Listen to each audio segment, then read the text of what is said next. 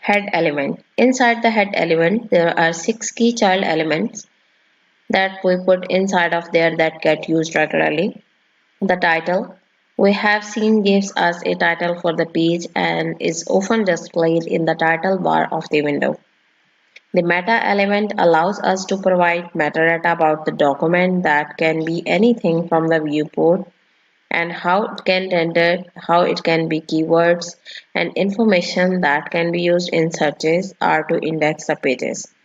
We have a script element that allows us to provide either right inside the document or linking to another document some script or code that can make our pages more interactive.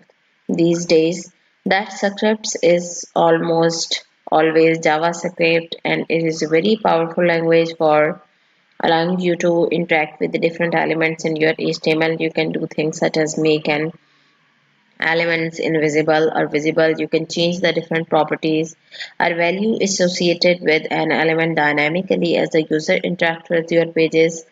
We have the style elements which allows us to provide inline. Again, styles are additional information and how to render certain content. Styles today are the primary way that we change the visual appearance of element on our screens.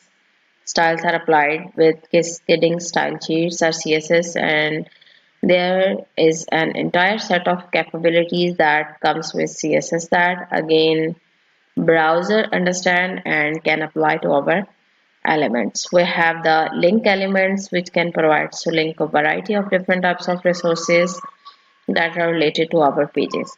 It may be, for example, in a table of content or pointing back to the chapter we are in somewhere else in the table of contents.